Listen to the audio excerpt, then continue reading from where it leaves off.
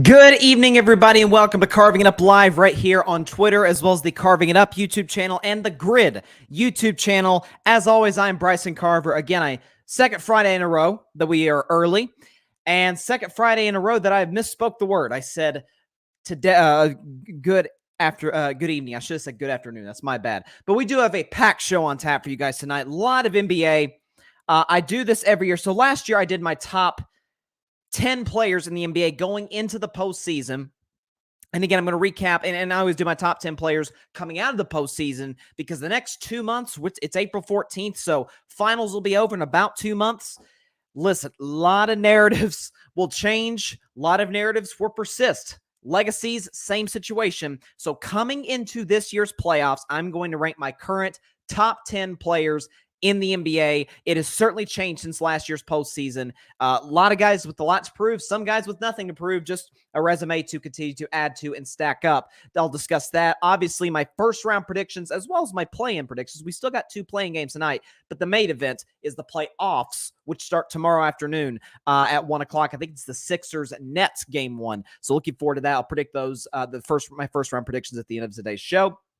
Also, Andrew Wiggins is officially back with the Golden State Warriors. That is great news for me, as you could tell. Sorry for the podcast audience, wearing my championship t-shirt, championship hat from last year. Not bringing out the rings. Not yet. Not yet, at least. I'll get to that, and as well as why Ben Roethlisberger, he's tripping. He's tripping about Lamar Jackson. No question about it. I'll get to that later on today's show. But first, I wanted to discuss Damian Lillard. You guys know he's one of my favorite players in the NBA. Like, of my 5 favorite players of the league, it's like Steph, Dame, KD, LeBron. Like, those are the easy 4. And then maybe you could slide in like I don't know, maybe a Luka Doncic, a Giannis. I do love watching Giannis play. But Dame's one of those guys. And Dame, to me, has been one of the most criminally underrated players in the NBA. Never forget the fact that aside from Michael Jordan, Damian Lillard is the only player in NBA history with 2 series-ending buzzer-beating shots. He has a 70-point game on his resume, which he did this season. He has multiple 60-point games on his resume. And listen, led a Portland team that, let's be real, had no business in the Western Conference Finals. He got them to that point where they fell to my Warriors in 2019. But Dame is consistently one of the better postseason performers, and year in and year out is one of the best guards in the NBA. But it is the second straight year that we will not see Damian Lillard in the playoffs. And for a competitor like Dame, who just completed his 11th year in the NBA, which is crazy to think about, and I'm sure Dame is thinking about this certainly far more than I have or that any of us have. Dame was on, Stephen A. Smith was doing almost like a Manning cast type show during the Bulls-Raptors playing game on ESPN. It was like a live watch, like he had like Snoop Dogg on there, and appreciated Snoop giving Steph Curry some love. He had JJ Redick, who's one of my favorite, if not my favorite basketball analyst out there. And at one point, he had Damian Lillard on. And he was talking to Dame about, Portland was a disappointing season. They failed to even qualify for the play-in tournament. And he was asking Dame about, what things we're looking at in terms of what decisions he would make moving forward regarding his future. And Stephen A. was asking him about that. And Damian Lillard said, quote, "It ain't a threat. I ain't going to say I'm putting them on the clock. I'm just saying if those things can't be done, if we can't do something significant like put together a competitive playoff-ready roster, then we won't have a chance to compete on that level. And then not only will I have a decision to make, but I think the organization will too. Because at that point, it's like, are you going to go young or are we going to get something done? I think we just kind of been on the fence with fully committing to one another. I just think we're at the point now where everybody wants to win. They believe I deserve that opportunity." So again, it always comes down, Damian Lillard, along with, I think, Giannis and Steph, are like the 3 main guys of the league known for that one L word that sometimes gets on my nerves. And I'm a Steph fan.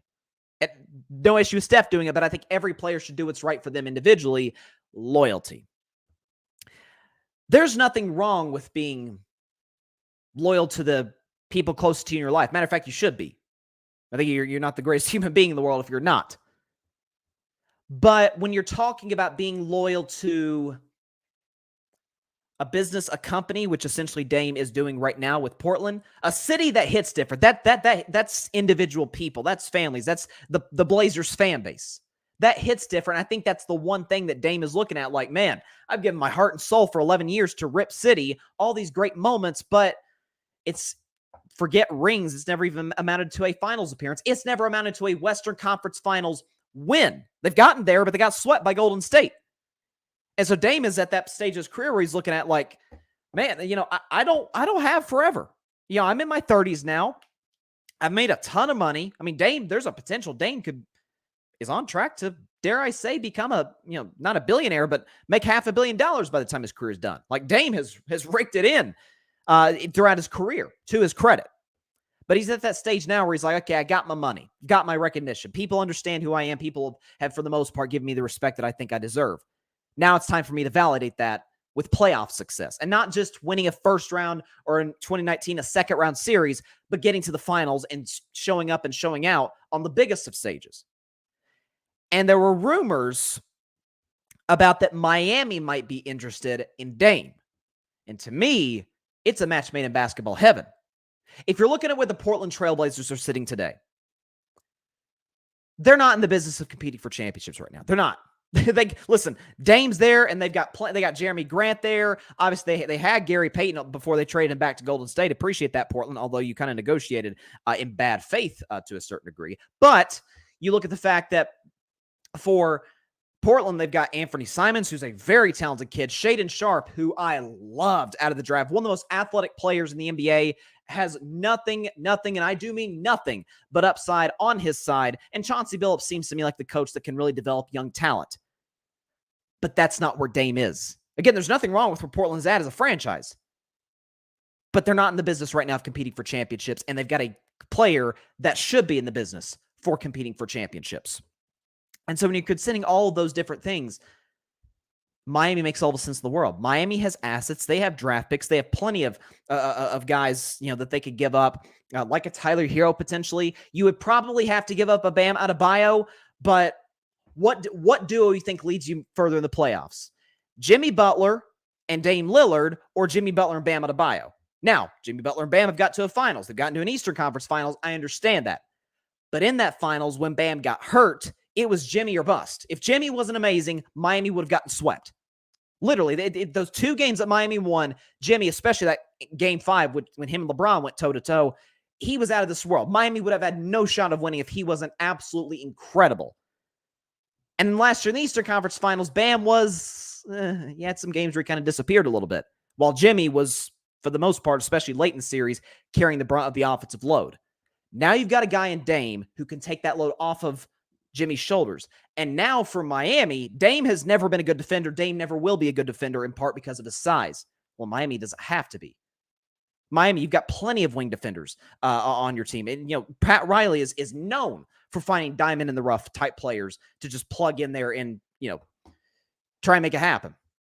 Not to mention that, with all due respect to some of Dame's coaches in Portland, Eric Spoelstra would be by a mile the best coach that Damian Lillard has had in his career.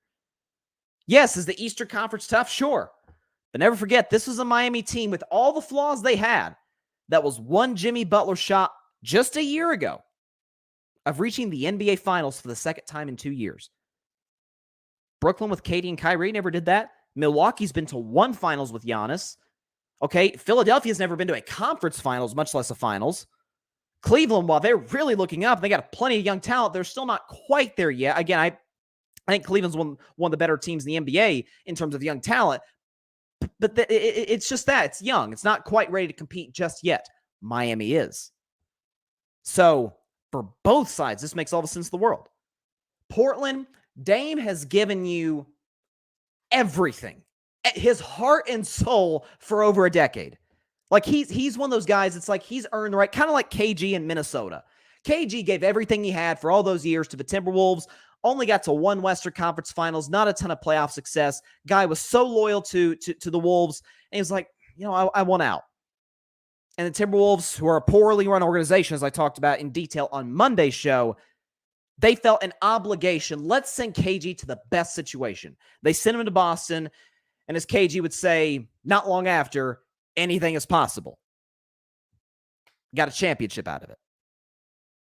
I have a feeling Portland, who's certainly more well-run than Minnesota is, will feel a similar obligation to send their franchise guy to a great organization, to a well-run franchise, which the Miami Heat have always been, especially in the 21st century with Pat Riley and obviously Eric Spoelstra, this being his 12th year as 13th year as Miami's head coach. I think it makes all the sense in the world. So I'm going to be interested to see because, look, Dame has talked about he wants to win a championship in Portland. A championship in Portland will mean more there than it will anywhere else. We understand that. But is it about how, for Dame, you're sort of considering, okay, what matters more? Is it taking a coin flip if that shot that maybe the team around, the organization around me puts the necessary pieces in place to compete, or join a ready-made situation and just go play basketball? Takes a lot of load off Dame's shoulders. He goes to Miami. That's a team that can compete for two of the next 3 years to potentially go win an NBA championship. I think it makes all the sense in the world. Now, again, these are just rumors coming out of Miami. But listen, when we're talking about, again, an organization like the Heat, rumors don't just come out for no reason. Okay, Pat Riley is kind of like the evil genius, almost like a little bit of a mob boss, if you will. Like he knows what he's doing. Okay, I always say on the show, Pat Riley's always got a plan. He always knows what he's doing. He's been around the NBA for quite some time. This doesn't come out for just no reason. I could see Miami sending Bam, a number of draft picks, and some of their role players to Portland, particularly some of their younger role players to Portland for one Damian Lillard. Not to mention, Dame is the best rapper in the NBA. There's no question about that. You want to talk about an opportunity to flourish in that aspect of your life away from basketball? Nothing against Portland. I'm going to go out on a limb and say Miami is probably a better spot to do that. Okay, it may not be Los Angeles or Atlanta or New York, but Miami's still no joke. Okay, so strongly consider it, Mr. Lillard. Because listen, Dame can't control where he goes in terms of what team, although I'm pretty sure he has a no trade clause. So if Portland were to just lowball him to try and send him to Houston or something, yeah, he could say, no, I don't want to go to Houston. And they could say no, or that they wouldn't be able to make the deal. It's interesting, though. Again, I've always been a Dame fan. I think he's been one of the most underrated players in the NBA over the course of his career.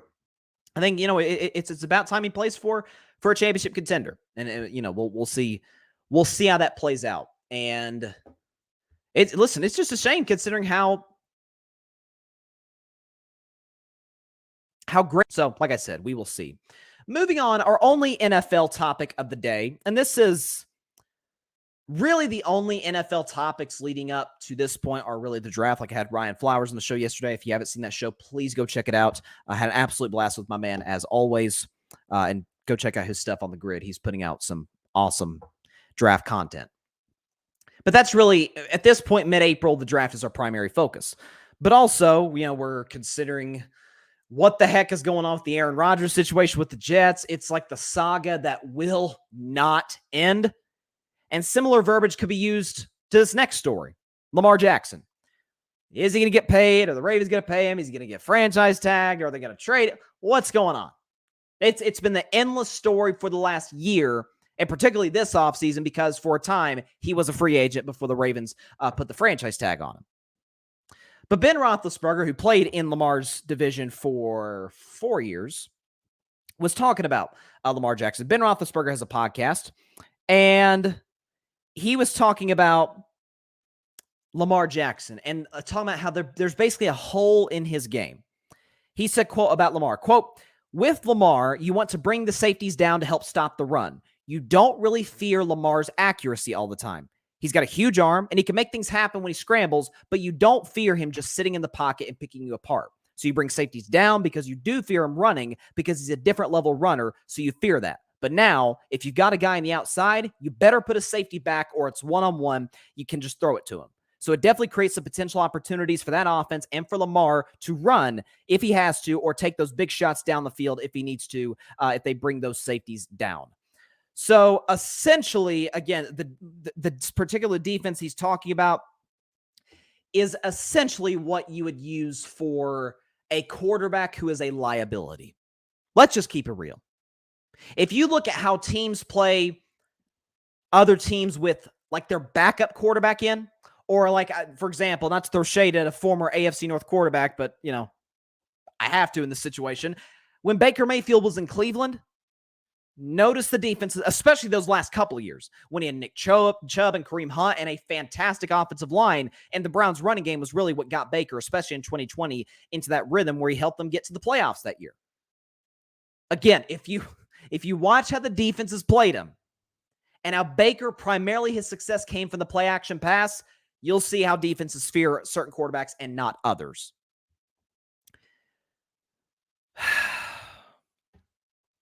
Once again, and I don't think I'll ever understand it. I really don't. This continued false narrative that Lamar Jackson is not a threat to beat you from the pocket. It's BS. Lamar has consistently been one of the more accurate quarterbacks in the NFL from the pocket. I remember there was a point in last year, I remember just a couple games before he went down with injury and didn't play the rest of the season, he was in like the top 3, top 5, something like that, in completion percentage from the pocket, in QBR, in passer rating from the pocket. Some of what Ben Roethlisberger's talking about in terms of the defense that they're throwing at Lamar, you know why they play that defense? Yes, in part because he's such a threat with his legs. Yes, in part because J.K. Dobbins and some of the other running backs they've had, their Gus Edwards, have been tremendous and a great Ravens offensive line. You know another reason? It very well, just throwing this out there, could be Ravens haven't had very good receivers since Lamar's been there. And this is why I gave them all the credit in the world for going out and getting Odell. And while I have concerns about whether or not Odell can truly be that number 1 receiver at this stage of his career going into year 10 after a year off, it's better what they've had. I mean, you could argue maybe Hollywood Brown, but even he was never, there's a reason the Ravens traded him, right? Mark Andrews, who's a tremendous tight end, can be a deep threat, but is more of a security blanket for Lamar Jackson. It's more of a red zone target for Lamar Jackson. Outside of that, you're talking about Devin Duvernays of the world and Joe Schmo and Colonel Sanders. I mean, he's throwing to nobody. Yeah, of course your defense isn't going to respect you as much. You say, well, what about Kansas City? Kansas City outside of Kelsey doesn't really have any big-time threats. I mean, Juju and Justin Watson are just re-signed today, and all these other guys. Folks, we've got to get out of the business of comparing guys to Patrick Mahomes. He's one of one. Can't compare Burrow to him. Can't compare Herbert to him. Lawrence, Rodgers, Lamar, Hurts, anybody. He's in a league of his own. Every other quarterback in football needs elite skill position players around him. I've made the case that Joe Burrow is in that category with Mahomes as far as you can put whatever you want around him. He'll still be successful. And while I still somewhat believe that to be true, I mean, he has Jamar Chase, he has T. Higgins, he has Hayden Hurst. You got Tyler Boyd, who's probably the best slot receiver in football, along with Hunter Renfrow.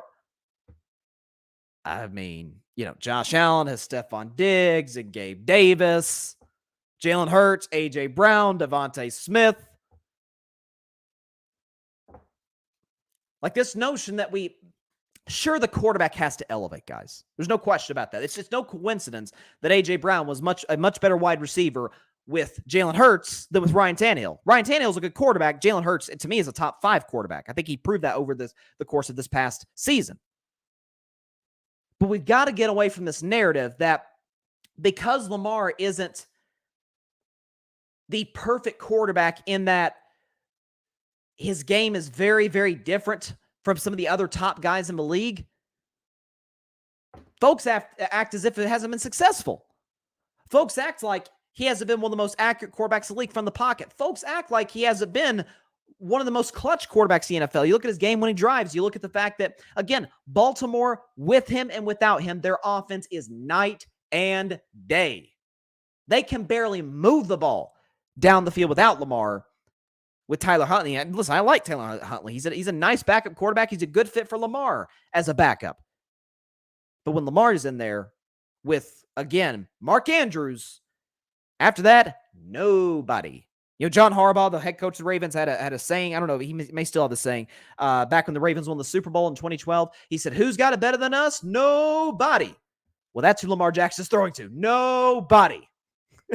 Now, again, he's got Odell now, which is not great over what he had.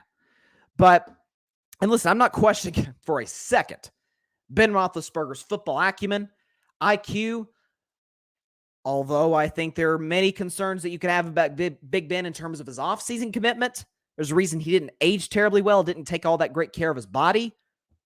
But that aside, I don't question whatsoever. Ben Roethlisberger knows more football, has forgotten more football than I'll ever know, than most of us will ever know.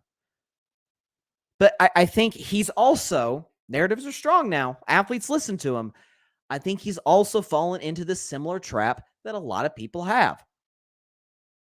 That Lamar is just this gadget guy who throws on occasion that you can't trust to make the big throws. I've seen Lamar Jackson outplay Patrick Mahomes in games in the past. I've seen him go toe-to-toe with Trevor Lawrence. I've seen him go toe-to-toe with Josh Allen. I mean, how much more do we need to see from the guy? It's the same questions I've asked about the Ravens. You can say that Lamar has handled this contract negotiation not as well as you would hope, and I would agree with you. I think he has taken some steps in this process that have been questionable. Absent not having an agent, because I don't think that's been an issue at all. I mean, Laramie Tunsil didn't have an agent. Got the biggest contract of any left tackle ever. DeAndre Hopkins didn't have an agent. Got a huge deal. If the team wants to pay you, they'll pay you. I'm just questioning this. Now, if you want to say we worry about Lamar's durability, that's a fair argument to make. He's missed 11 games over the last 2 years. That is an absolutely fair argument. But the notion that he just can't make throws, it's false. It is a flat-out false narrative that Lamar Jackson has continuously, year in and year out, gotten better at and proved people wrong about said criticism. I don't get it for the life of me. I really don't. Listen, like I said, I respect Ben Roethlisberger, I respect his opinion, but I do not know what he's talking about here. He's tripping on this one, as far as I'm concerned. But as far as Lamar's contract negotiation process, got nothing new on carving it up, because I don't think anybody really has anything new, at least that anybody's made public. And we continue to wait. We continue to wait for Lamar Jackson and what his decision will be, what, more importantly, the Ravens' decision will be. I mean, I saw a mock draft the other day that had them taking a quarterback.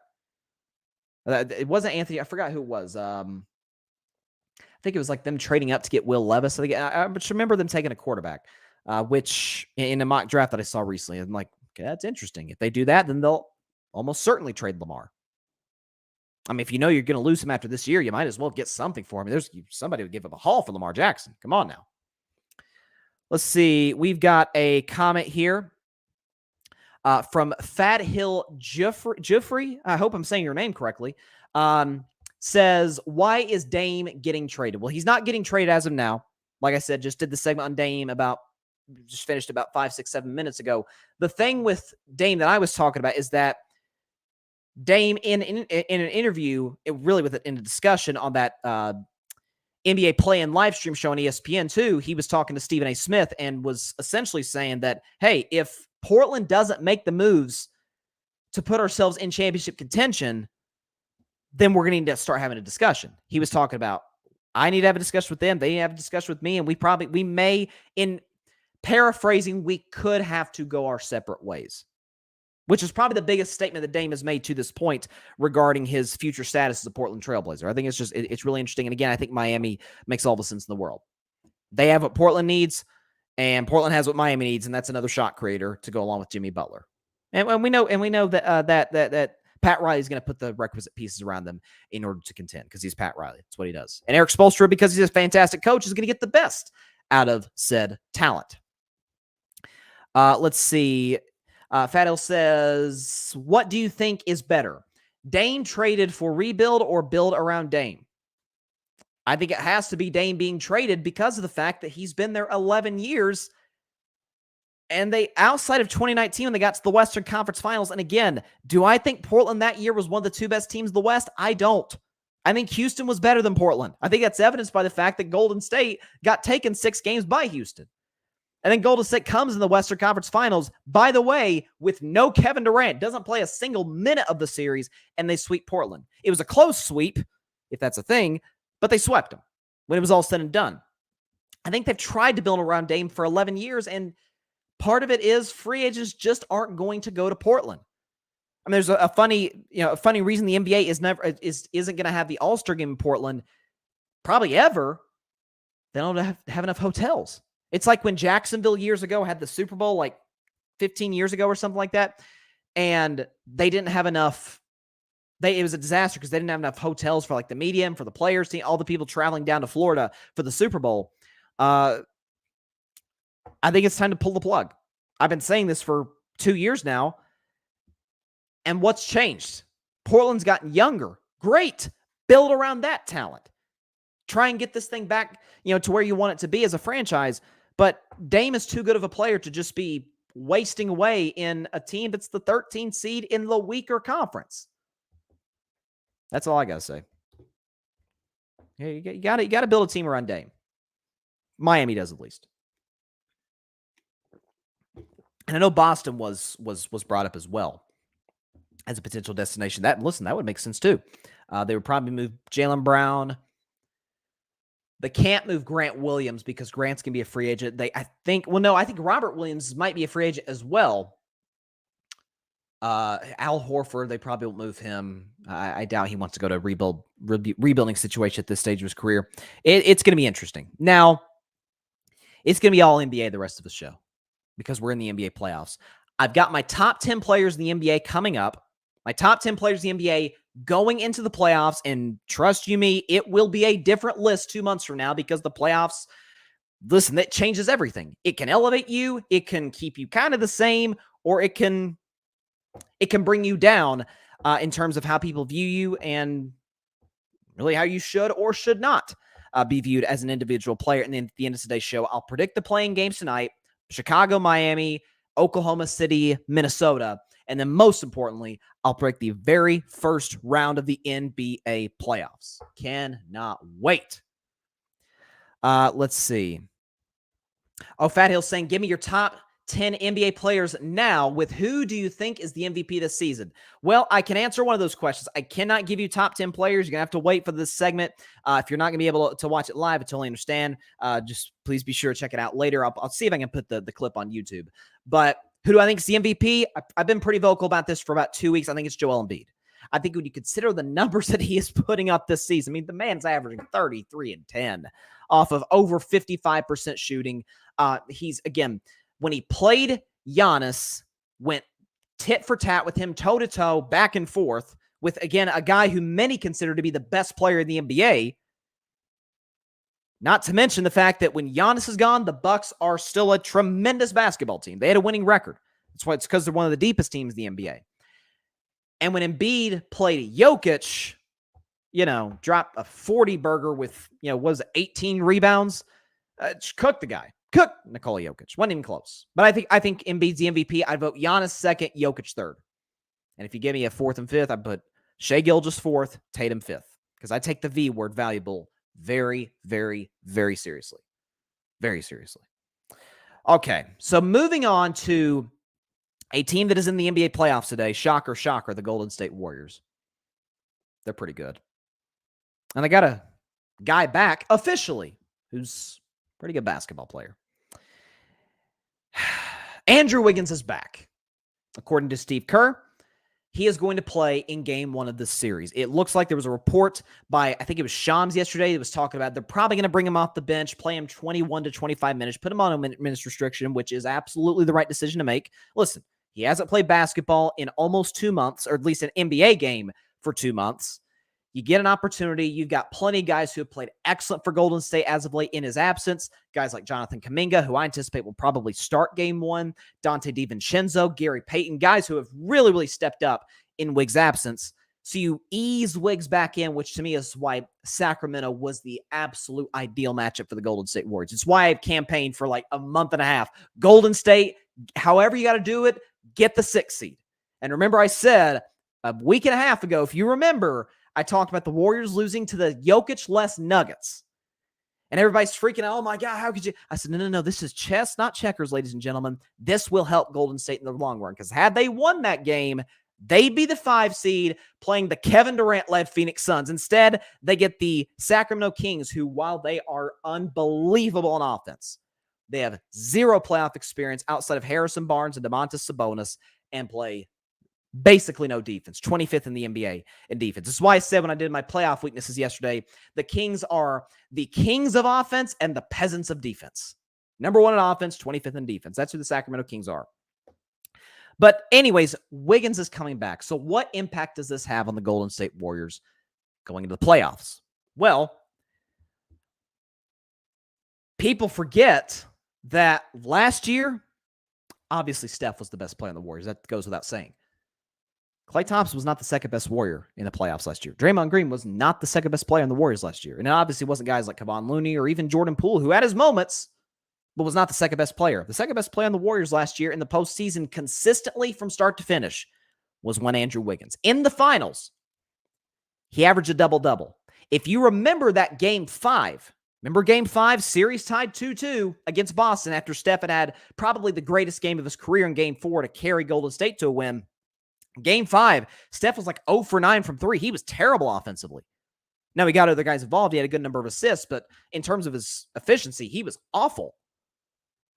And here came Andrew Wiggins to save the day. I think he had like 26, 27 points, something like that, and like 15 rebounds. Probably the biggest game of his life, and he played incredible. Again, averaged a double-double for the NBA Finals. Not to mention his defense. Look what he did to Jason Tatum in the NBA Finals. The round before that, look what he did to Luka Doncic. Luka still put up big numbers, but had to work for all of it and was not great in terms of his efficiency. What Andrew Wiggins provides, and last year was especially critical because Klay was coming off of the injuries. Klay, most of the time, for really the majority of the dynasty, has been like the primary, him and Andre Iguodala, although Iguodala is much older now. But Klay was kind of the primary wing defender for Golden State. He'd take the best guards or the best perimeter players on the outside, and Klay was great at just making life hard on them. The guy, they'd still get theirs, but Klay would make it tough on them. Well, that's what Andrew Wiggins is able to do. Well, Klay, while he's not the defender that he was pre-injuries, is still very, very good on that side of the floor. Draymond Green, when he's in the lineup, Golden State is a top 5 defensive basketball. When he's not, they're below average, below league average. So he can still play. This notion that Draymond's just fading off, is he what he used to be? No, he's still one of the 5 best defenders. Heck, one of the best 3 defenders in all basketball. He's incredibly versatile. Kevon Looney's good on the perimeter, excellent inside, and is an offensive rebounding machine. You pair Andrew Wiggins with all that, not to mention, again, because of the number of wing guys that Golden State has, Kuminga, DiVincenzo, Payton, you're able to ease Wiggins back in. He'll eventually, at some point, I'd say this round, by what, Game 3, Game 4 maybe, be in the starting lineups. So then you can move Kuminga back down to the bench with those guys I mentioned, Payton, DiVincenzo. And Poole, not to mention, is your shot creator off the bench. I don't think I'm going out on a limb and saying the Golden State Warriors are back to what they were a year ago. I would almost argue, because of how the West is not as good this year as it was last year, dare I say the Golden State Warriors could be just a smidgen better in the postseason this year than they were a year ago. And if you remember, the Warriors lost a grand total of 4 playoff games before the finals. 12-4 going into the finals, and then obviously beat Boston in 6.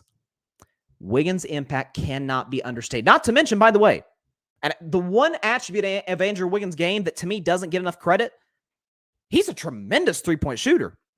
Yeah, if you look at Andrew Wiggins' shooting splits this season, they're as good as anybody on the Warriors outside of Steph. Again, averages 17 a game with 5 rebounds, shoots 47% for the field, shoots 39.6. Round that up, that's 40% from three-point range. Now, from the line, he leaves a lot to be desired. He's a career 72% free throw shooter. Before he left for personal reasons, he was 61%. So free throw shooting has never been Wiggins' thing. But in terms of knocking down open shots, even creating his own shot from the mid-range, he's got a nice floater in the paint, got a nice handle. The best wing defender on the Warriors? Yeah, he's absolutely a massive, massive addition to the Warriors going into the postseason. So, listen, I said before the season began, back in October, I had the Warriors winning it all and going back-to-back. You could say a little bit of bias plays into that. Sure, no problem with you saying that because they are my team. But, man, this is in what has been a weird, weird season. This is the best I've felt in terms of confidence. Because I said all year long, or during Wiggins' absence, I said, I think Golden State can actually win the West without Wiggins. I do not think they can win the championship without him. When you talk about teams with great perimeter players like Milwaukee and Boston, potentially Philadelphia, man, that could be a problem in the long run for Golden State. They don't have him. Now, we do have him. We ease him back in. I'm feeling pretty good about myself. I must not lie. I must not lie. So, again, the postseason, we technically already started the postseason, if you want to call it that, with the playing games. The playoffs starts tomorrow. Again, I think the first game is on ESPN at 1 p.m. Eastern, I think. Is it like Brooklyn and Philly? Yeah, Brooklyn and Philly, 1 Eastern, 10 Pacific on ESPN. Philadelphia, just in case you're wondering, is an 8.5-point favorite. A lot of big favorites in going into the first round. You've got Sixers are a 8.5-point home favorite over Brooklyn. Boston's a 9-point favorite over Atlanta.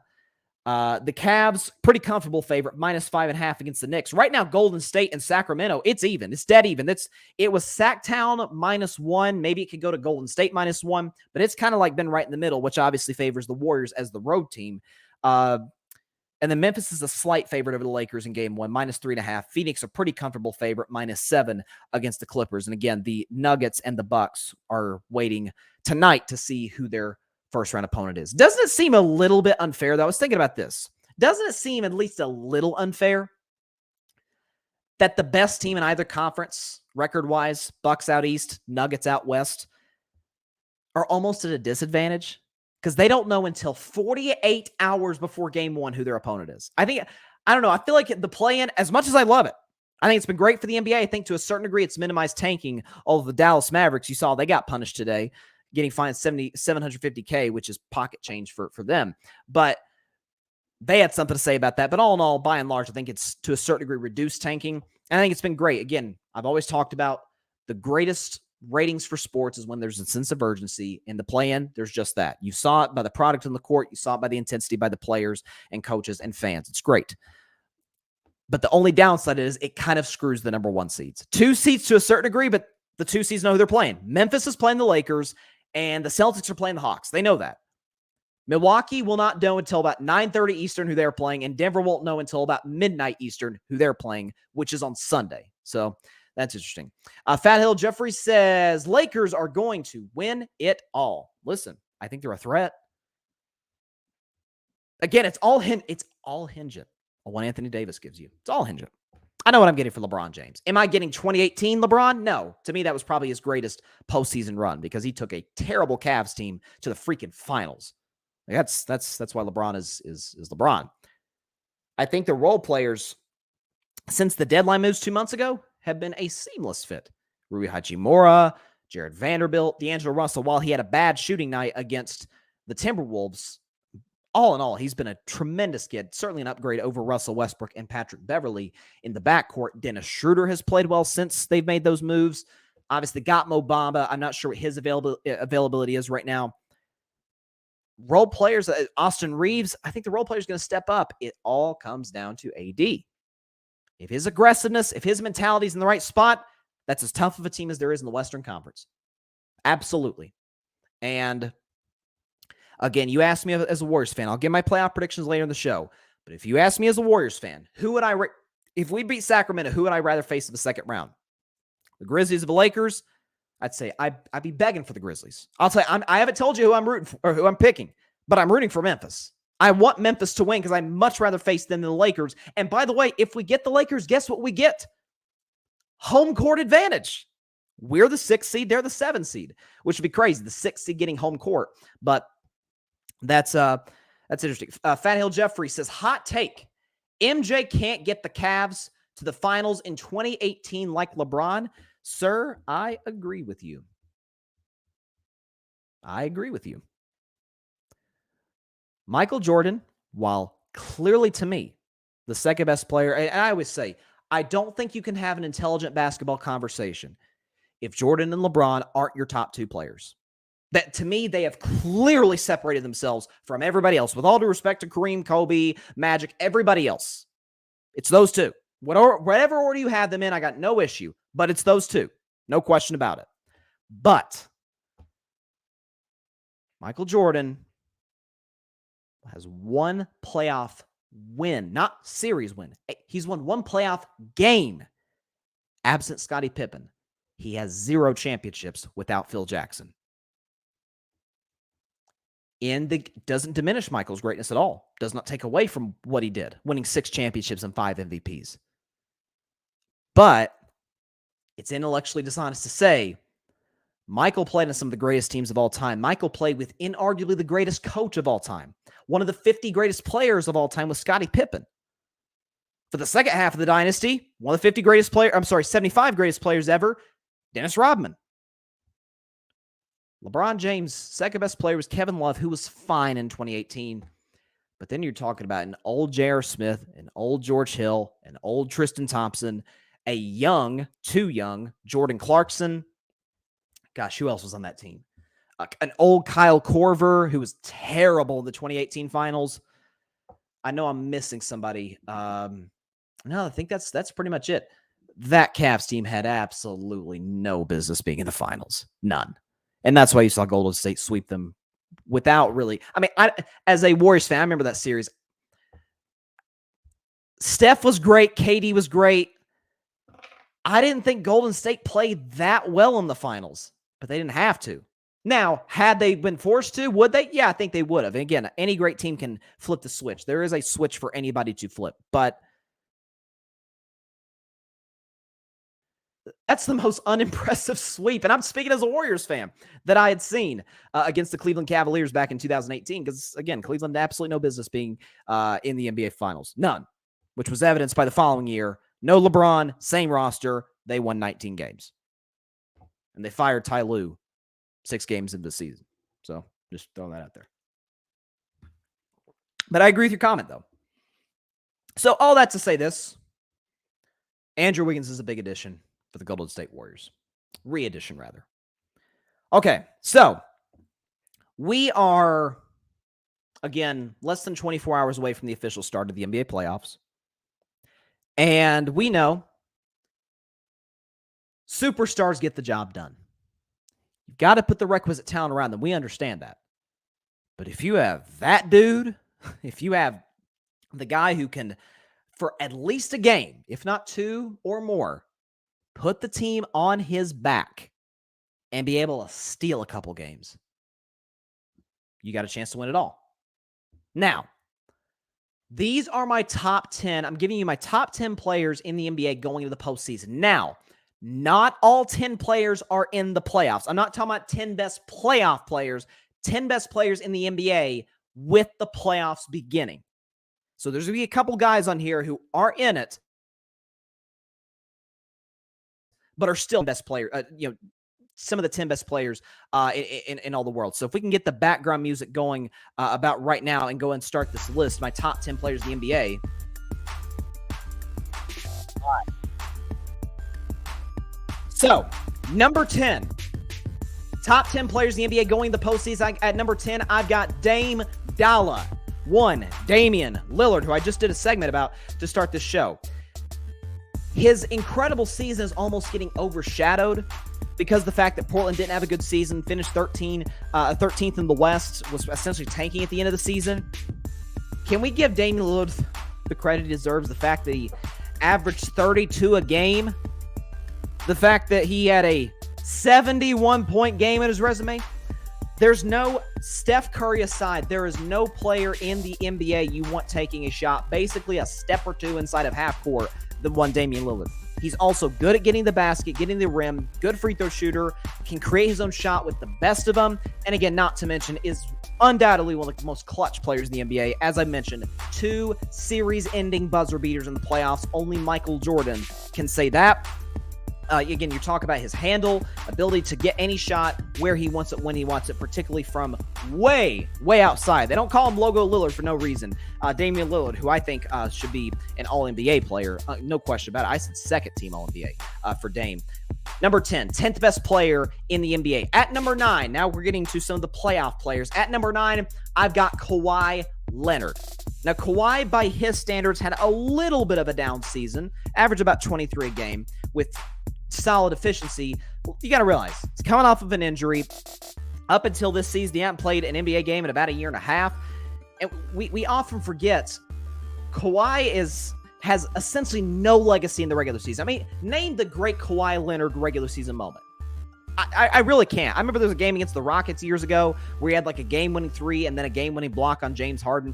That's it. That's the only thing that comes to my mind. And I don't look at that even in the ballpark of quote-unquote iconic. But Kawhi in the playoffs is a different story.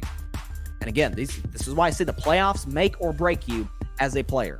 When you talk about what Kawhi did for the Raptors in 2019, some of those huge games, forget just the Game 7 buzzer beater to beat Philadelphia, the only Game 7 buzzer beater of all time. Think about what he did in 2021 with the Clippers. They're down 2-0 to the Dallas Mavericks in the first round. They're down 3-2 with a Game 6 in Dallas. And Kawhi plays absolutely fantastic. Against the Jazz of the second round, again, down 2-0. Kawhi was amazing. Yeah, I mean, he had a 40-point game or two in there, a remarkable efficiency, great defense. Again, Kawhi is one of those guys who you feel like doesn't quite, I don't want to say doesn't sense the pressure or the magnitude of the moment, but it doesn't like register to him in a good way. It's not that he doesn't realize how big the game is. It's that it's just another game of basketball. His mind, see the same mindset every single basketball game. He's as cool, calm, collected as anybody in the NBA. The only reason I've got him at 9 is, again, not his greatest season this year, and because of the fact you worry about health. That's the only thing to me that's going to hold the Clippers back in the long run. But I think Kawhi, I'll make my playoff predictions after this segment. I think Kawhi has the potential to have a big series against the Phoenix Suns. At number 8, the guy who, to me, while phenomenal, inexplicably has 2 MVPs, but he's still fantastic, and that is, of course, the Joker himself, Nikola Jokic. Again, Jokic is a guy, we talk about efficiency. That's something that means a lot to me as a basketball fan. It's why I love Steph and LeBron and Kevin Durant and Giannis. Nikola Jokic is as efficient as anybody. Guy shoots like 60% from the field. He can knock down a three-pointer, although that's not really his game. He's got a great footwork down low. He's the best. He's basically invented a new position in the NBA, the point forward. I mean, did we ever think we'd see an NBA center be a triple-double threat every night? No. I mean, the guy's putting up like Jason Kidd numbers, but with more points. Now, in terms of scoring, this was a down year for him with 24 points a game. But the guy is better in terms of running the offense than a lot of point guards. I mean, he's kind of a unicorn. We've never really seen a player quite like Nikola Jokic. I've got him at 8th. I've got him lower than I think some people would have him for the simple fact that he's lost 8 of his last 9 playoff games. That's something he's got to change. Again, last 2 years, no expectations of the playoffs. None. There's no Jamal Murray. Last year, there was no Jamal Murray or Michael Porter Jr. They were not supposed to beat the Phoenix Suns in 2021. They dang sure weren't supposed to beat the Warriors last year. Different story this year. The Nuggets are the 1 seed. You've got people, I've seen some people predicting the Nuggets to go to the NBA Finals. I think that's a possibility. But he's got to be better defensively, and he's got to be better in the biggest moments and not just getting blown off the floor by great teams, Phoenix and Golden State, yes. But for a game, 2, that you put the team in your back and get a W. He's got Jamal Murray now. He's having a good season. Michael Porter Jr. has some good moments this year. They added KCP. Let's see what you got, Jokic. You've got the requisite talent now. We'll see how it turns out. The 7th best player in the NBA going into the postseason to me is Jason Tatum. I feel like, and this is why I've defended him since last year's finals. I feel like we're letting his performance in the finals overshadow what he did to that point and what he's done since. Now, am I concerned about his mentality, about his aggressiveness? You betcha. However, we can't just forget the fact that last year in the first round against the Nets, completely outplayed Kevin Durant. There's no question about it. In the second round, facing the Milwaukee Bucks, who obviously had the better player in Giannis. Remember that Game 6? Season on the line, on the road in Milwaukee. Jason Tatum drops 46 points in Giannis's house, forces a Game 7, which the Bucks win. Which the Celtics win in a rout. Played well, won Eastern Conference Finals MVP against the Miami Heat in the Eastern Conference Finals. And while a lot of star players, could maybe regress a little bit, let the failures of last year's finals kind of get to them psychologically, mentally, Jason Tatum did not.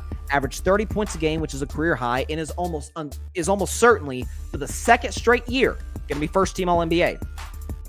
He's improved also, to his credit, on the defensive end. I think he's averaging like a career high in steals. He can take the best wing players one-on-one. He's one of the most underrated scorers in the NBA, does it at a fairly efficient level. I think, listen, last year's finals was a dud by his standards. There's no question about it. Some of the credit, I think, should go to Golden State, and some of the blame goes on Tatum for his performance.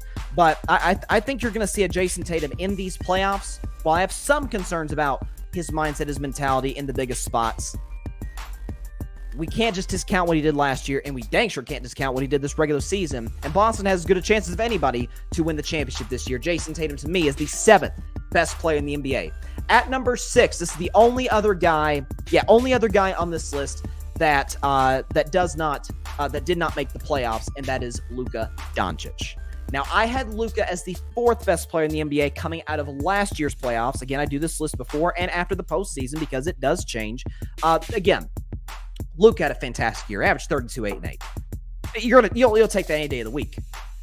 The problem with Luka, and I detailed this a little bit last week on the show, going into some of the playing game, a Monday show. The thing that I worry about a little bit with Luka is, while Kyrie, we understand that the locker room negative that he can be, some of the blame has to fall on the best player for not making the playoffs. It can't all be Kyrie's fault. Blame goes on Kyrie, no question. But some of the blame has got to go on the guy who led Dallas to the Western Conference Finals last year. Could you at least make the play-in tournament? Luka's got to improve defensively. Again, I've talked about part of the reason he's so bad defensively is because he's consistently complaining to the refs. He's got to clean that up. Again, he's one of the best scorers in the NBA. The reason I put him just outside the top 5 is simply because Dallas did not even make the play-in tournament. I think that's at least a little ding on Luka Doncic. That said, I think he'll rebound next year. Luka Doncic, to me, is the 6th best player in the NBA. Now into the Fab 5, the top 5 players in all basketball, and to me, in all of the planet. Number 5, Joel Embiid, the guy who I think absolutely should be this year's most valuable player. Again, the guy averaged 33 and 10. This is the 2nd straight year that he's won the scoring title. Again, he's putting up numbers. I'm not saying he's as good as this guy, so don't get on me. But putting up numbers similar to Shaquille O'Neal. Similar. And unlike Shaq, has a good mid-range game, can handle the ball fairly well, can knock down an outside shot, and I think is a better defender than Shaq in the paint. I don't think there's any question about it. You're talking about his length, talking about his anticipation, his physicality. The only reason Joel Embiid's at 5, considering what he's done the last 2 regular seasons, leading the league in scoring the last 2 years, and being in the MVP discussion year in and year out. The only thing for me with Embiid, he has yet to play in a conference finals. And this will be his 6th trip to the playoffs in his career. Philadelphia, to me, has as much pressure on them as any team in the NBA. I put them up there with Phoenix and Boston. Like, all the pressure on the world on these teams. Like, that have never won a championship. At least Phoenix and Boston have been the last 2 NBA Finals runner-ups. Philadelphia can't even at least be an Eastern Conference runner-up. And he's had his opportunities. Some of it's been bad luck in terms of health. Whether it be he got sick one year, he's dealt with injuries, others. Listen, I'm worried about James Harden in the postseason because I'm always worried about James Harden in the postseason, and the same can be said about Doc Rivers. This has got to be a situation which, if Joel Embiid can get anything from Harden positive in the playoffs, if his role players step up, he's got to be that dude. Give me the ball, get out the bleeping way, and let me go win this series. There's a good chance they'll face the Boston Celtics in the 2nd round. They will need Joel Embiid to be the best player on the floor. He's capable of doing that. He's got to make a conference finals. He's got to at least get to the Final Four, essentially, of the NBA playoffs. Joel Embiid, to me, is the 5th best player in all basketball. At number 4, the fact that he is even this high is ridiculous. LeBron James. LeBron James, as that kid said back in the day. LeBron James is the 4th best player in all basketball. How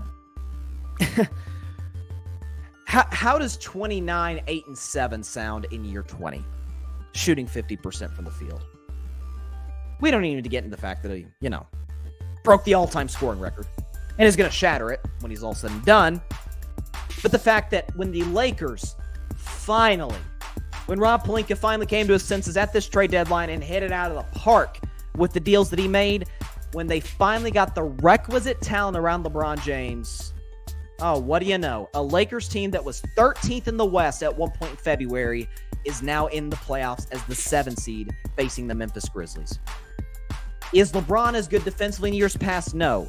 Again, he's in year 20. He plays his best defense in spurts, right? Like LeBron isn't going to be the best defender on the floor 48 minutes of the game. That's just not, you could argue in his prime, like back in Miami, he was that. He's not that now. He's dealt with some injuries. He's falling apart somewhat physically. But he's still as good of a passer as there is in the NBA. There's no player in the NBA, with all due respect to Steph and KD, who has as much playoff experience and championship pedigree as LeBron James does. He's still, to me, clearly the best player on the Lakers. AD can be on certain nights, but I know what I'm getting from LeBron night in and night out, even, again, in year 20. 29, 8, and 7, leading a team from the 13th seed in February to the playoffs in April. Lakers are going to be a factor in the Western Conference. LeBron James, to me, is the 4th best player in the NBA. At number 3, the guy who won Finals MVP twice at LeBron's expense, Kevin Durant. One of the biggest mid-season trades in NBA history, maybe the biggest, depending on how this all pans out in Phoenix. Had Kevin Durant played enough games, to me, he would have been the MVP of the regular season. We talk all the time about efficiency in terms of 50, 40, 90 seasons. Not a lot of guys have done that. We talk about Larry Bird, Steve Nash, Steph Curry, Kyrie Irving did it a couple of years ago. Shooting 50 from the field, 40 from 3, 90 from the line is an incredible feat. It's so hard to do. Kevin Durant said, I'm going to one-up y'all. I'm going to do you one better. I'm going to do something that has never been done before. 55% from the field, 40% from 3, 90% from the stripe. Oh, by the way, while averaging basically 30 points a game. I've always said, Kevin Durant is the most gifted scorer that the game of basketball has ever seen. That's not saying he's the best, but he's the most gifted. He makes putting the ball in the hoop look easier than any player I've ever seen in my life. Ever. I think in the history of the NBA, with all due respect to Kareem and Kobe and LeBron and Karl Malone and Kobe and Michael Jordan, I've never seen anything like this guy in terms of how easy he makes scoring the basketball look. Phoenix is arguably the favorites today to win the Western Conference. This is in large part because of going out and getting Kevin Durant. Not to mention, he's a good defender. He's still, to this day, a tremendous rim protector, which is to be expected somewhat at 6'11", but we think of his offense so much that we often forget his defense. He's one of the better defensive players, certainly on this list.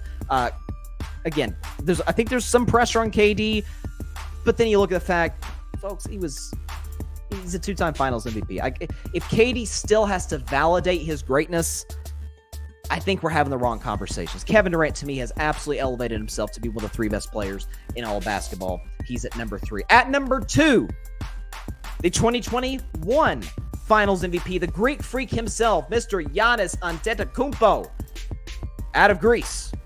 Again, I would have voted Giannis MVP last year. I would vote him second for MVP this year.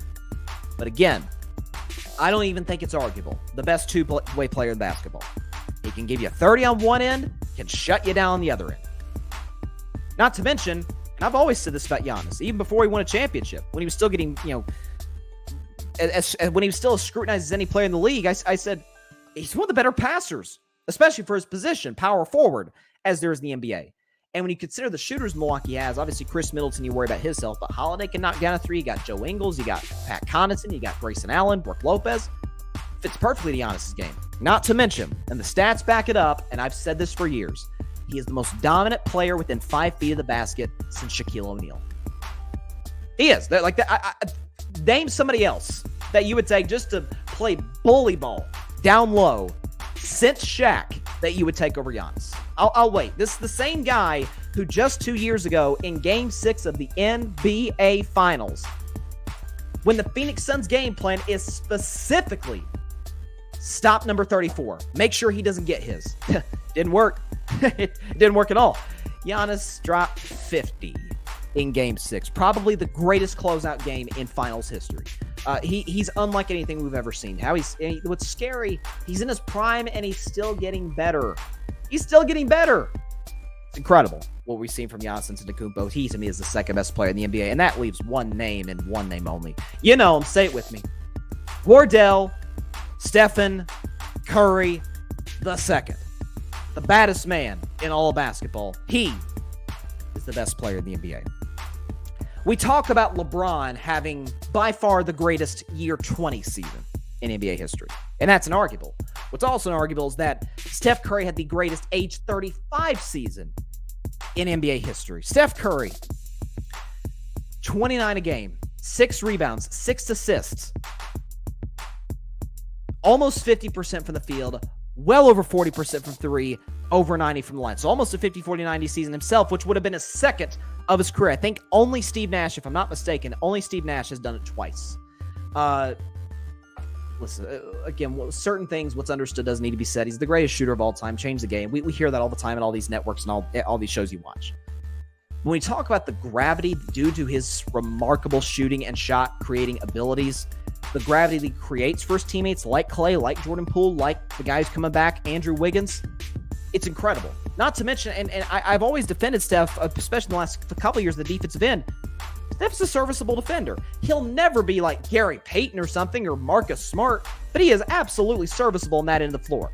And again, my argument for Steph being the best player, not only is he coming off of a Finals MVP last year in which he single-handedly against the best defense in basketball, against the Defensive Player of the Year. Defensive Player of the Year at his position, averaged over 30 a game. And was clearly by a mile the best player in that series. Not just the fact that he's coming off of a Finals MVP and was amazing in the playoffs last year, but the fact that no player on the offensive end, we could talk about defense, it's important. You gotta have a great defense to win a championship, but it's all about getting buckets. What did the great Bill Russell, God rest his soul, what did he say back in the day? Like, all these people talking about defense, about getting buckets. Do you put the ball in the basket? No player in basketball is more impactful to his team, and certainly individually, as far as just putting the orange ball in the orange hoop with the net in it than Steph Curry. He's out of this world. And again, similarly to Kevin Durant, had he played enough games, I think he would also once again be in the MVP discussion. And I think he is about to have once again another massive NBA playoffs, which he's done 4 times in his career. I mean, he's even had great playoffs years that he hasn't won the championship. Steph Curry, to me, is the best player currently in all of basketball, the best player in the world. You say that's Warriors bias.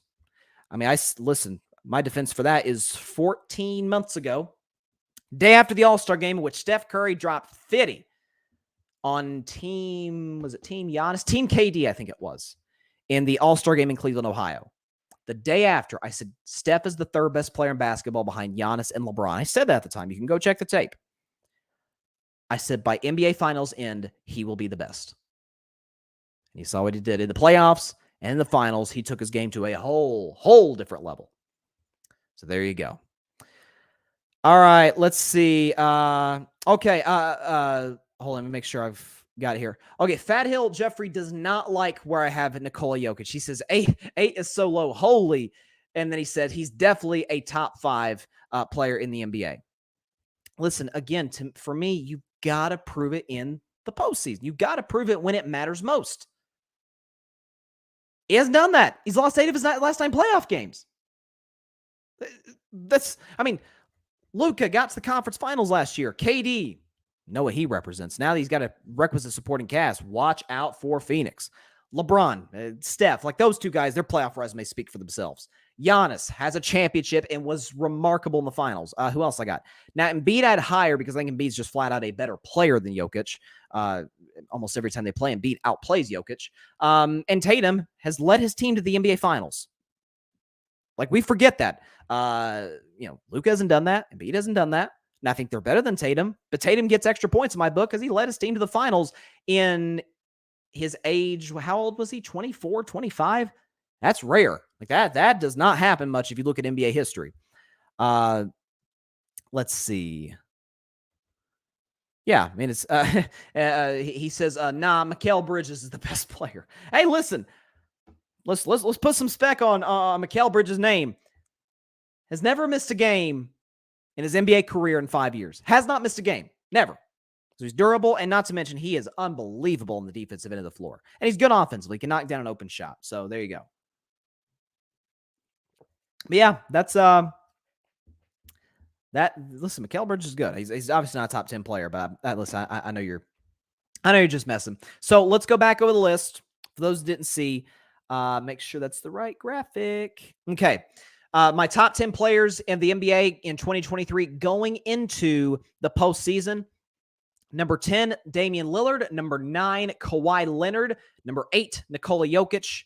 Number 7, Jason Tatum. Number 6, Luka Doncic. Number 5, Joel Embiid. Number 4, LeBron James. Number 3, Kevin Durant. Number 2, Giannis Antetokounmpo. And number 1, Steph Curry. That's where I've got right now as the 10 best players in all basketball. And again, my list last year looked very, very different. This is coming out of the playoffs. Again, very different list. Top 2 are the same, Steph and Giannis, 1 and 2. But I had LeBron at 3. I moved him down just one spot to 4. I had Luka 4, Kawhi 5, KD 6, because KD was terrible against the Celtics last year in the playoffs. Embiid 7th, Tatum 8th, Jokic 9th, Lillard 10th. So Lillard hasn't moved. Tatum moved up a spot. Let's see. Steph and Giannis stayed the same. LeBron went down a spot. Doncic went down 2 spots. Kawhi went down 4 spots. KD went up 3 spots. Embiid went up 2 spots. Tatum went up 1 spot. Jokic went up 1 spot.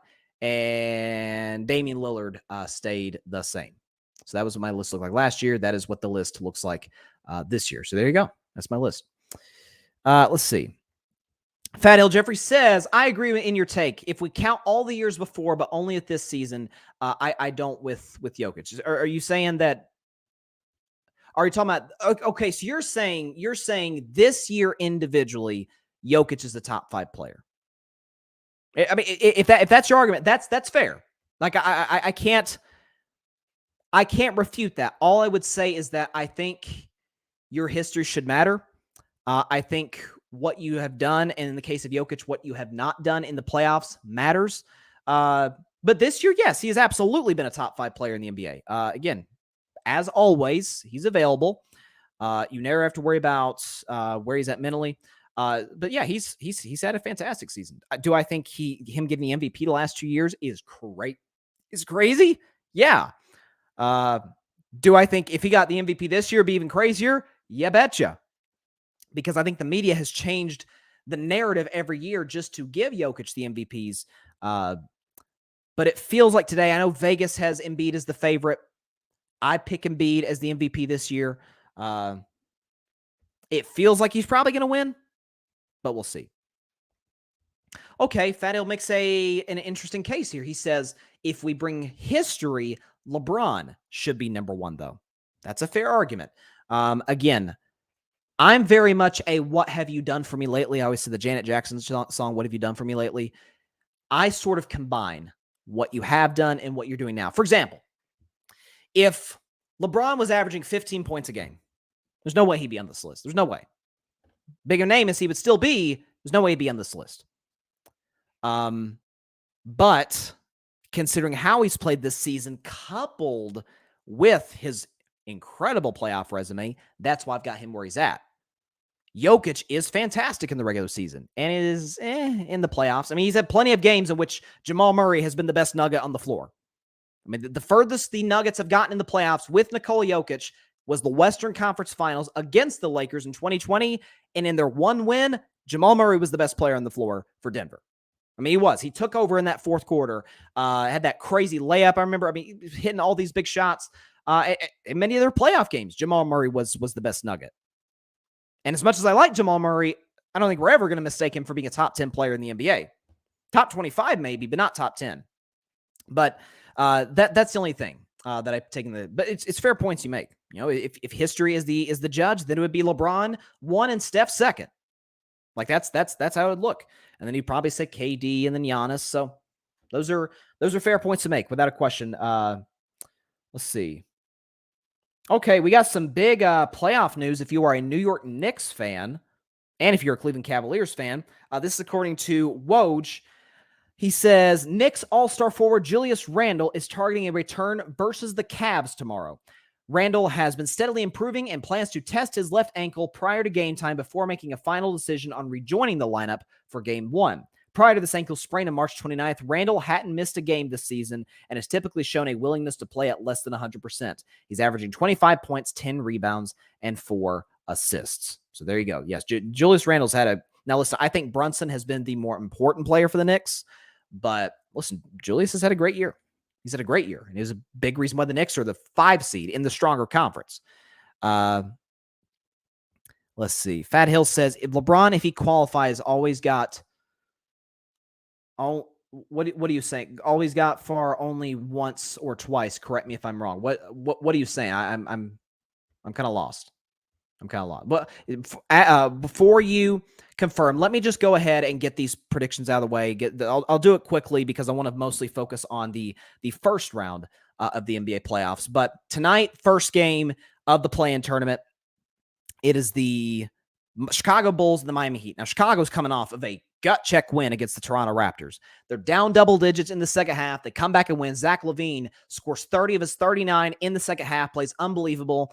DeMar DeRozan, while he was great, was not the most important DeRozan in the arena. We saw with his daughter, DR DeRozan, I think is how you say her name, who was screaming at the top of her lungs anytime a Raptor attempted a free throw, and the Raptors go 18 for 36 at the line. It's like the most free throws they've missed in like 26 years.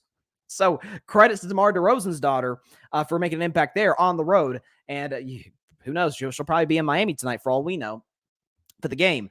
Miami's coming off of a tough loss, a game that I think a lot of people thought that they would win fairly comfortably against Atlanta. And Atlanta, led by Trae Young, came in there and took care of business and got the dub in South Beach. So this is a well-run organization with Miami.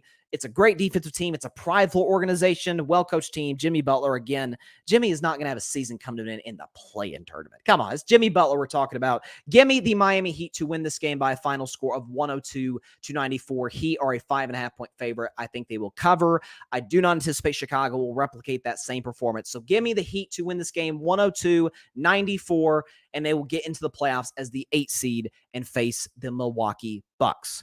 The second playing game, Oklahoma City Thunder, Minnesota Timberwolves. OKC coming off of a big-time road win on the road in New Orleans. Did not see that coming either. And you got the Timberwolves coming off of a really, really tough loss at the Crypto.com Arena against the Los Angeles Lakers. Again, OKC. Now, Shai Gilgeous, again, to me, he would be on my 4th place. If I had an MVP vote, he'd be 4th place on my ballot, just behind the 3 obvious guys, Embiid, Giannis, and Jokic. Averaging 31 a game, has had a remarkable season. The Williams, they're not really brothers. They've actually got the exact same name. It's just spelled differently. Jalen Williams and Jalen Williams both have been great. Josh Giddey had a remarkable game and is a triple-double threat every night. Had a big game against the Pelicans. And they're a well-coached team as well. I just think with Minnesota coming in, they know how tough of a loss that was against the Lakers. Anthony Edwards had his worst game maybe of the season, shooting 3 for 17. He'll rebound. Cat will rebound from a bad second half. I think the Timberwolves will win this game close. I don't think they cover. Take OKC in the points, but I think the Timberwolves win this game 105-101, and Minnesota will take on Denver in the first round of the playoffs. So that's what we got. That's why I think the playing games will turn out. Okay. So he's saying, so LeBron always got to the conference finals or the semifinals always, right? Only once or twice he didn't hit the semis. Yeah, I think his first year in the playoffs, 05. I could be wrong on this. No, actually, no. Only one time has LeBron never been to the semifinals as a playoff team, and that was the last time he was in the playoffs in 2021 when the Lakers lost to the Phoenix Suns in 6 games. That's the only time LeBron has gotten to the playoffs and not gotten to the Eastern Conference second round or Western Conference second round. So, but yeah, like I said, his playoff resume is unbelievable. It's incredible. Now, this is what we've been waiting for. It's a long season, 82 games. In the case of Mikal Bridges, 83 games. A lot of basketball, a lot of headlines, a lot of storylines, a lot of narratives, a lot of discussions about awards and whatnot. Load management, the whole bit. All that matters in the NBA starts tomorrow and goes to mid-June. That's all that matters is the NBA postseason. And it begins tomorrow in Philadelphia. It's Nets, Sixers.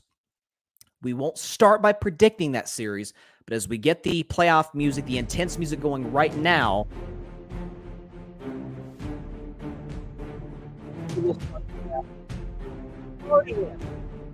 Eastern Conference. You've got the 1 seed Milwaukee Bucks who will take on either the Chicago Bulls or the Miami Heat. Now, you guys heard me say I think it's Miami. I think it's Miami who beats Chicago, and I think Miami will take on the Bucks. But let's just say for the sake of argument, the Bulls win, so we'll say either or. Again, Chicago's got a lot of good scores. Miami, it's mostly just Jimmy, but they're a significantly better defensive team than Chicago. Ironically, these are the last 2 teams that Milwaukee has played in the first round. They swept Miami in 2021 in the first round, and gentlemen swept the Bulls last year in the first round. So they're very familiar with both of these teams. Obviously, the Milwaukee lost to Miami in 2020 in the second round. A very disappointing finish to a great season. I think this goes without saying that this series, either way, doesn't feel particularly close. I've tried to buy into Miami all season long, but they simply do not have the offensive firepower nor the depth to compete with a team, I think even like a Cleveland or a Philadelphia. Dang sure not a Milwaukee, who's probably the deepest team in the NBA. They go like 8-9 deep, on their bench. We know what Giannis is, what he represents. Middleton looks to be coming back healthy, got the week off, should be feeling good physically. And Drew Holiday had maybe the best season of his career. He was an all-star. He was clearly the second best player in the Milwaukee Bucks. And he got guys like Portis, like Brook Lopez, who might be this year's Defensive Player of the Year, Pat Connaughton, Grayson Allen. This is as good of a roster as there is in all of basketball. And I think it'll just be too much for either the Bulls or the Miami Heat. Give me the Milwaukee Bucks to get the gentleman's sweep. I think either of these teams can get a game at home in like a game 3 or 4. But I think the Milwaukee Bucks will smell blood quickly and take care of the series quickly and win this series in 5 games. A gentleman's sweep for the Milwaukee Bucks in round 1. Moving on to the 2 seed in the Eastern Conference, the defending Eastern Conference champion, the Boston Celtics, who will be taking on the Atlanta Hawks in the second round. So Atlanta is coming off of a big-time playing game that, being totally transparent, I didn't think they were capable of. I didn't think they could go into Miami against that good of a defense and completely outplay the Heat virtually all night long. There was a nice stretch in the fourth quarter where the Heat got back in the game, but Atlanta shut the door fairly quickly, led by Trae Young. They're going to need that and then some against a Boston Celtics team that's one of the 5 best offenses and one of the 5 best defenses in all of basketball. Jason Tatum's had the best year of his career. That's inarguable. Jaylen Brown, all-star this year, I think should be an all-NBA player. We'll see what his future is moving forward, but is one of the best number 2 guys in the league. Again, Tatum and Brown are the highest scoring duo in all of basketball. Not KD Booker, not AD and LeBron, not Giannis and Drew, not even Steph and Clay. It's Tatum and Jaylen Brown. Not to mention Robert Williams. You have questions about his health. That's always up in the air. But when he's right, when he's in, he's maybe the best shot blocker in all of basketball. Can absolutely erase any of the stuff that people throw his way at the rim. You have plenty of guys coming off the bench. Grant Williams, Malcolm Brogdon, who means the 6th man of the year. And you've got a number of other guys. You've got Marcus Smart, who was last year's Defensive Player of the Year. I think is due for a big-time postseason run this year after a little bit of an inconsistent postseason a year ago. This Boston Celtics team has big-time aspirations, and Atlanta's been a little bit of a dysfunctional mess, if we're being honest, this season. I think it's a sweep. I don't think Atlanta gets a game. Give me the Boston Celtics to take care of them quickly for the second straight year. Sweep their first round series against the Atlanta Hawks. I don't think the Atlanta Hawks have a chance in any scenario you can think of, unless there's injuries, which God forbid we don't wish that upon any team in the playoffs. I think Boston takes care of the Atlanta Hawks rather quickly, and they win the series in 4 games with a good old-fashioned classic disrespectful sweep. Moving on to the Philadelphia 76ers, the 3 seed in the Eastern Conference, taking on the 6 seed, the Brooklyn Nets, who, needless to say, look quite a bit different than they did to begin the season. Obviously, they traded Kevin Durant. They traded Kyrie Irving, Kyrie to Dallas, KD to Phoenix. Dallas is not even in the play-in tournament. Phoenix might be the favorites to come out of the West. That's neither here nor there. What is here is that Brooklyn added Mikal Bridges. They added Dorian Finney-Smith. They added Spencer Dinwiddie to a team that already had, some nice talent. Cam Johnson has had some big-time scoring outputs this season. Again, I worry about the Nets' ability to keep up with Philadelphia offensively. Both teams can guard you. Philadelphia can. They got, obviously PJ Tucker and Tobias Harris can defend, and Joel Embiid's a remarkable defender, particularly at the rim. Dorian Finney-Smith is probably the Nets' best perimeter defender. That's all fine and good. And I think the coaching matchup is closer than people think with Doc Rivers and Jacques Vaughn. Again, in the playoffs, it's all about pace. It's all about getting buckets. As Kyrie Irving said his Uncle Drew back in the day, getting buckets. Again, putting that orange striped ball into the orange hoop with the net. That's all that matters. You gotta get stops, but that's all that matters. Philadelphia does that significantly better than Brooklyn. So, I think this is another relatively quick series in the East. Expect to see this a lot in the Eastern Conference. I'll give Brooklyn a game just based off of culture. They'll probably steal like a game 4. Philadelphia will kind of let their foot off the gas pedal. I think Philly will take a 3-0 lead, and then Brooklyn will take care of business. Avoid the sweep just for pride purposes, and Philadelphia will close them back in the city of brotherly love in Game 5. 76ers win this series in 5 games in another gentleman's sweep in the Eastern Conference. The closest series out east by far, not even close, is the New York Knicks and the Cleveland Cavaliers. This is one that we've been feeling like it's going to be we felt like was probably going to happen for the last month or so, just based off of seeding. Cleveland could have stolen the 3 seed from Philly, but they ultimately were not able to in the end. Again, the Knicks have been, and I kind of like the Knicks going this season. I had them as a play-in team, but I never thought that they could be a 47-win team as the 5 seed. I didn't see that coming. I did not see Jalen Brunson coming from Dallas and having the impact that he's had. And Julius Randle maybe having the best season of his career. Again, I mentioned with him coming back from injury potentially tomorrow, averaging 25 and 10. That'll work. And again, Emmanuel Quigley, maybe the 6th man of the year. So you got plenty of guys in that Knicks team. They're a fairly deep roster. But again, what I worry about is, and I talked about this with my playoff weaknesses yesterday, Tom Thibodeau has a way of winning in the NBA that's somewhat unconventional, that works in the regular season and really comes back to bite you in the butt in the postseason. That's, you play as hard as you can. You give every ounce of energy you've got for all 82. That's great. It wins you a lot of games. But by the time the playoffs roll around, you're shot. You're gassed. You don't have enough energy to go up against a team in Cleveland that's, I think, if I'm not mistaken, the youngest team in the playoffs. That is unless Oklahoma City gets in. Obviously, Donovan Mitchell has had a remarkable year. His first year as a Cav out of Utah. Evan Mobley has potential to be an All-NBA player very, very soon. Had a big-time second year. Since coming back from injury, Darius Garland was big time for this Cavs team, coming off the injury that he suffered early on. Jared Allen is probably the best shot blocker in basketball, either him or Robert Williams or Jaren Jackson Jr. in Memphis. Unbelievable rim protector. Listen, they traded away Lauri Markkanen, they traded away Colin Sexton to go get Donovan Mitchell for series like this.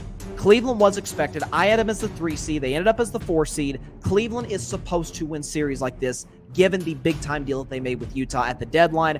I think they will. They just have better shot creators and shot makers than the New York Knicks do. So I think the Cavs will win this series in 6 games. I got Cavs in 6. Cleveland wins 4 games to 2 against the New York Knicks.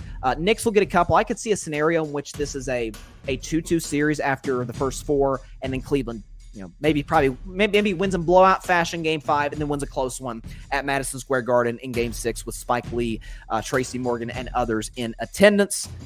Sorry to the Knicks fans out there, but y'all going home in round 1 for the second time in the last 3 seasons. So that rounds out the East.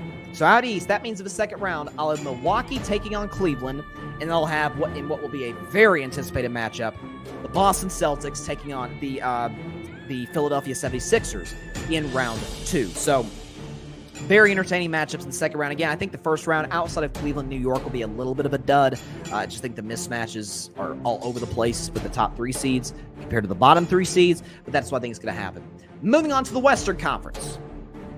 You got the 1 seed, Denver Nuggets, taking on the 8 seed, which will either be, we'll know after about midnight Eastern tonight, the Oklahoma City Thunder or the Minnesota Timberwolves. I think it'll be Minnesota, but let's just speak in hypotheticals. OKC's young, but talented. Minnesota is young, but plays dumb. Let's be real about it. Some of those games last year against Memphis, they just gave them away to the Grizzlies with bad execution, couldn't get stops, taking bad shots early in the shot clock. Some of that blame goes on Chris Finch, their head coach, as well. I think both Anthony Edwards and Shai Gilgeous-Alexander, the best 2 players on the 2 respective teams, are good enough to get a game. And a concern I have with Denver is they're not as good defensively as you would want a number 1 seed to be. Like they're kind of middle of the pack average defense in the NBA. I don't think that will come back to bite them, though. Again, I just don't know if it's Shai Gilgeous and then Josh Giddey. You're not sure what you get from him from night to night, and then the other young players on that team. Lou Dort's good defensively, can maybe give Jamal Murray problems, but Lou Dort's not guarding Nikola Jokic. And then for Denver, I can see them getting Cat in foul trouble. Like that seems to be likely in the long run. So I will give the Denver Nuggets and Nikola Jokic the W. Nuggets win this series in 5 games, 4 games to 1 against the Timberwolves or the Oklahoma City Thunder, and we'll move on for the second time in 3 years, or really the 4th time in 5 years, to the second round of the postseason. Moving on, this is gonna be a good one. I can't wait for this series. The 2 seed Memphis Grizzlies, the 7 seed Los Angeles Lakers. This is gonna be good. You got the youngsters, kids who talk a big game and back it up in the regular season, have yet to really do so in the playoffs with Memphis. Obviously, John Morant, we know the kind of player that he is. He is one of the most entertaining players in the league, especially when he takes flight in the paint. Makes you nervous for him from time to time, just given how Derrick Rose's career went. We certainly don't wish that upon Ja, but I worry about how he lands off of these acrobatic dunks. I've said that for a long time. But Jaren Jackson Jr. is my defensive player of the year. He's had a remarkable season. He was an all-star this year. You've got Desmond Bane, who's a factor on both ends of the floor, is a good 20-point-per-game scorer, great shooter on one end, and can play good defense on the other end. And Memphis is deep. They got Tyus Jones coming off the bench. Again, Dylan Brooks is not near the fact that people giving him credit for or have ever given him credit for.